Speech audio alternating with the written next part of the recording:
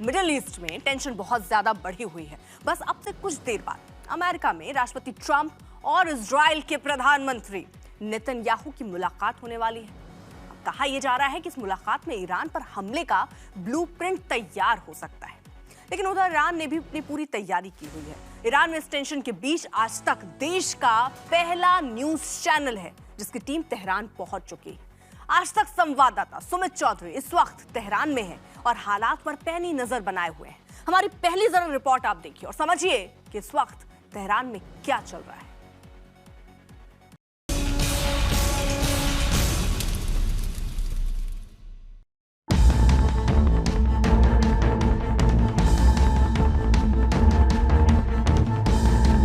Iran जब 1979 की क्रांति की 47वीं वर्षगांठ मना रहा है, उसी वक्त अमेरिका का हमला होगा।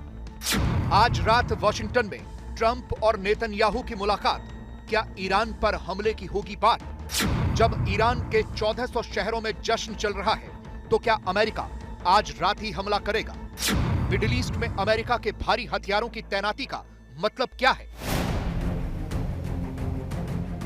आज की रात ईरान पर बहुत भारी बताई जा रही है, क्योंकि माना जा रहा है कि डोनाल्ड ट्रंप ने ईरान पर हमले की फाइल तैयार कर ली है और उस पर बातचीत के लिए ही इजराइल के प्रधानमंत्री बेंजामिन नेतन्याहू को बुलाया है। उससे पहले देखिए कि ईरान की सड़कों पर इस वक्त कैसे जश्न मनाया जा रहा है।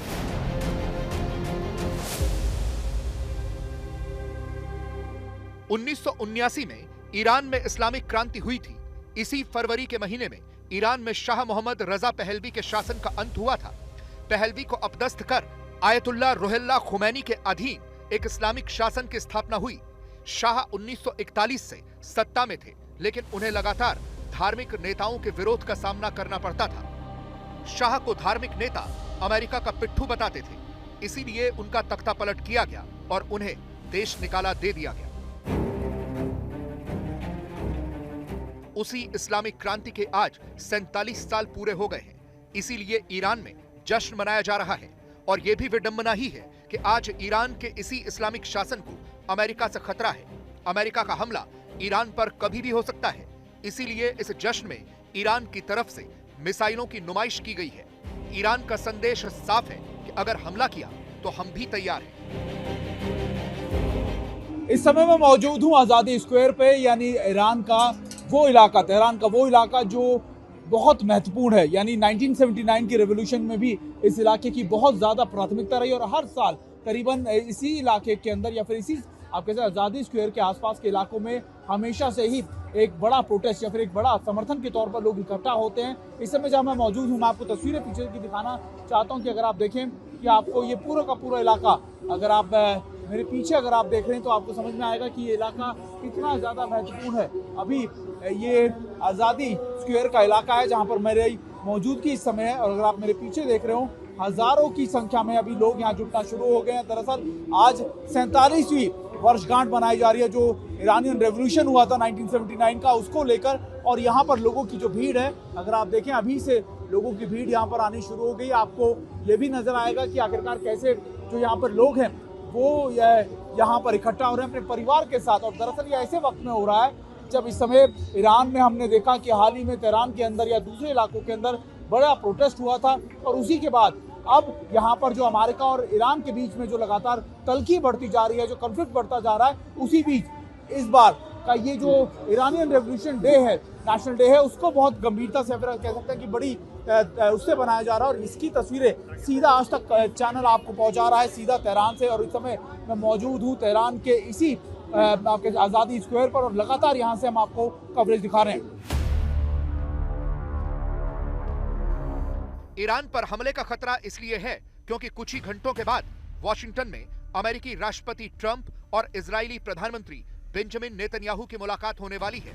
बताया जा रहा है कि इस मुलाकात में ईरान पर हमले का प्लान फाइनल हो सकता है, लेकिन उससे पहले ही ईरान में इस्लामिक क्रांति को लेकर हो रहे जश्न में दो फाड़ नजर आ रहा है।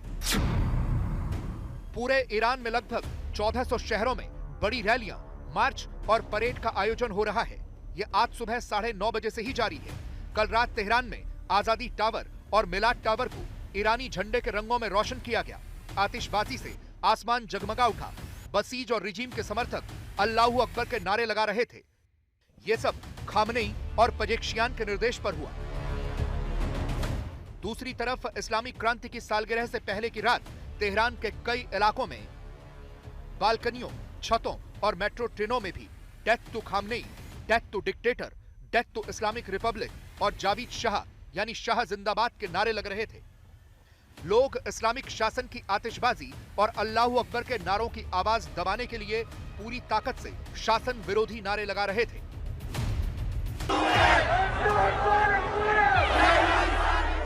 बताया जा रहा है कि यह गुस्सा और विरोध दिसंबर 2025 और जनवरी 2026 में हजारों प्रदर्शनकारियों की मौत को लेकर भड़का है।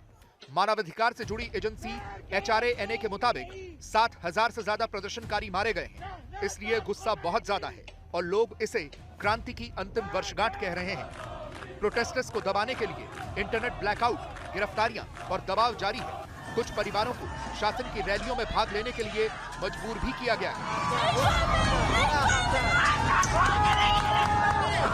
दरअसल आज का ये नेशनल डे बहुत महत्वपूर्ण है क्योंकि ये ऐसे समय पर हो रहा है जब इस समय सबसे इंपॉर्टेंट बात यह है कि एक तरफ ईरान की तलखी जो है अमेरिका से दिन पर दिन बढ़ती जा रही है।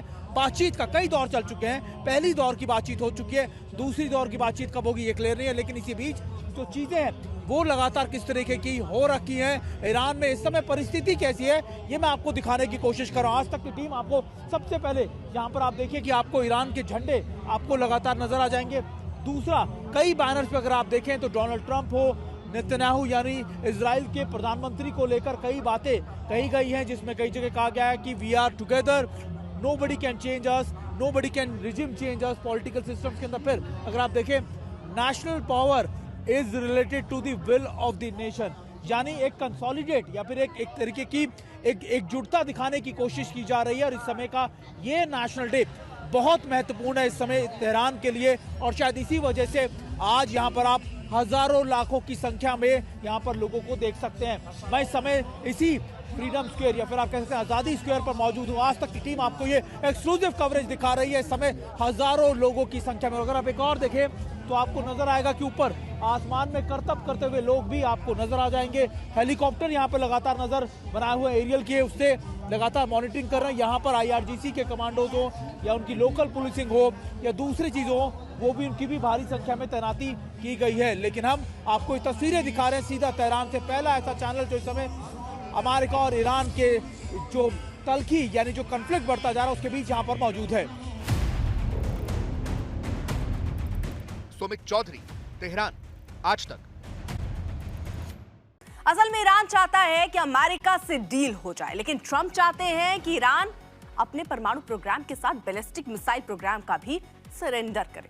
लेकिन ईरान तैयार नहीं है और इजराइल को भी ये मंजूर नहीं है कि ईरान बड़ी बड़ी बैलिस्टिक मिसाइलें बनाए और फिर इजराइल के लिए खतरा बने। तो बस इसी बात का इंतजार है कि आज रात होने वाली ट्रंप और नेतन्याहू की मुलाकात से क्या निकल कर आता है।